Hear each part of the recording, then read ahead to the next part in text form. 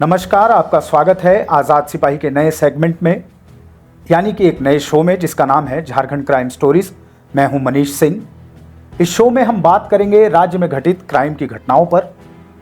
और आज के शो में हमारे साथ इस पर बात करने के लिए मौजूद हैं आज़ाद सिपाही के राज्य समन्वय संपादक अजय शर्मा जी।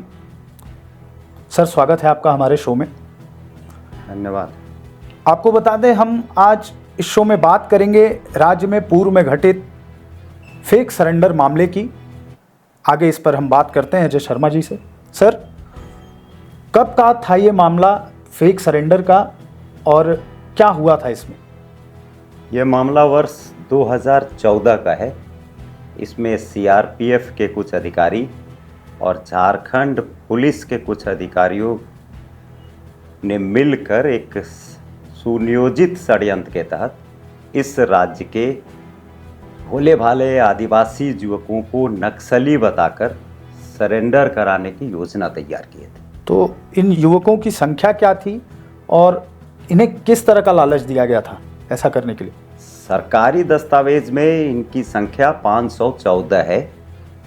हालांकि करीब 700 के आसपास युवक उस समय आए थे और इन लोगों को यह लालच दी गई थी कि अगर ये नक्सली अपने को साबित करके सरेंडर करेंगे तो इन्हें सरकारी नौकरी दी जाएगी, सीआरपीएफ में नौकरी दी जाएगी, पुलिस में नौकरी दी जाएगी, तीसरे चौथे दर्जे के पदों में इनको नियुक्तियां मिलेंगी। चूँकि आत्मसमर्पण नीति में नौकरी देने का प्रावधान है, उसी के तहत इनको नौकरी देने का लालच दिया गया था।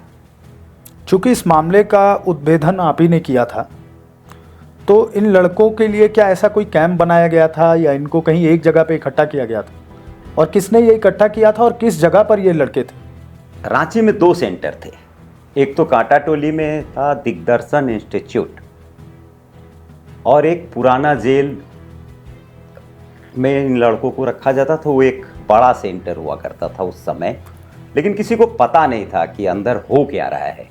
बड़ा बाउंड्री होने के कारण कुछ पता नहीं चल पा रहा था। लेकिन वहाँ जो रजिस्टर उस समय बरामद हुआ था उसमें 514 लड़कों के नाम मिले थे।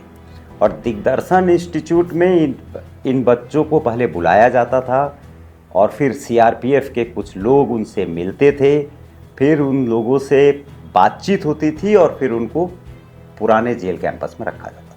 हम ये भी जानना चाहेंगे कि इन दोनों कैंपों में इतनी संख्या में इन युवाओं को किसने जमा किया या किसने इनसे संपर्क किया और ये कैसे जमा हो पाए?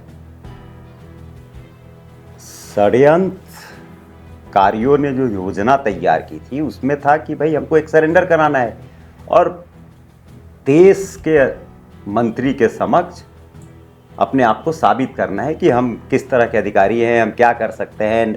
उस समय झारखंड में नक्सलवाद पीक पर था, तो हम नक्सलियों के खिलाफ एक बड़ा अभियान चला रहे हैं। संपर्क किए, भरोसा में लिए और 514 लोगों का समर्पण करा रहे हैं। 514 की संख्या में नक्सली का समर्पण करना उस समय देश के इतिहास में शायद पहली घटना होती। छोटे से राज्य से आके निकल के 514 युवकों, हालांकि ये नक्सली नहीं थे, निर्दोष थे, सब के सब निर्दोष थे। तो इसके लिए इन लोगों को काफ़ी एक्सरसाइज करना पड़ा, मेहनत करना पड़ा।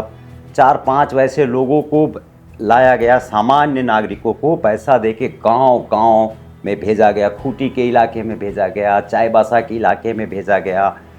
युवकों के माँ पिताजी से संपर्क किया गया, उनको भरोसे में लिया गया, फिर स्कॉर्पियो में भर भर के लाद के रांची लाया गया, उनका ड्रेस तैयार कराया गया, उनको खाने पीने की व्यवस्था कराई गई, ट्रेनिंग देने की व्यवस्था कराई गई।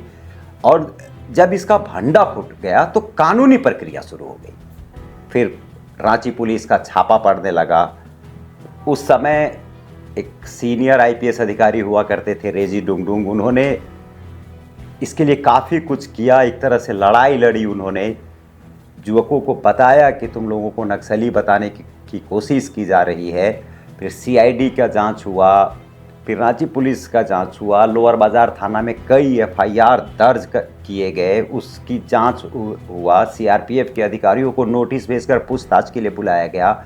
युवकों को बुलाया गया, उन लोगों ने यह स्वीकार किया कि हाँ हम लोग अपना पैसा दिए हैं, 2 लाख दिए हैं, 4 लाख दिए, इस तरह के पैसे देने की बात भी सामने आई।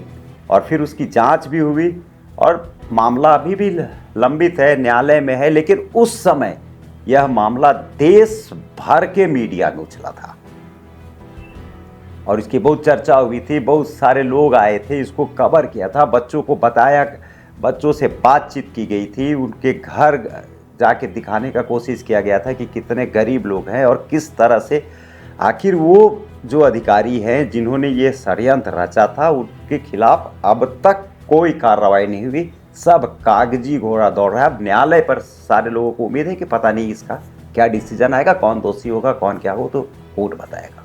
अच्छा, अभी आपने बताया कि इन युवाओं को केंद्रीय मंत्री के समक्ष समर्पण कराने की योजना थी। ये केंद्रीय मंत्री कौन थे? उस समय के तत्कालीन गृह मंत्री के समक्ष मोरहाबादी मैदान में इन युवकों को समर्पण कराया जाना था। लेकिन कार्यक्रम बनने के बाद इंटेलिजेंस ब्यूरो के अधिकारियों ने जब पुराने जेल का दौरा किया तो उन लोगों ने एक रिपोर्ट भारत सरकार को भेज दी थी और उसके बाद केंद्रीय गृह मंत्री का दौरा रद्द हो गया था और समर्पण का यह पूरे कार्यक्रम को स्थगित कर दिया गया था। तो आज के कार्यक्रम में इतना ही। आगे के लिए जुड़े रहिए हमारे साथ। नमस्कार।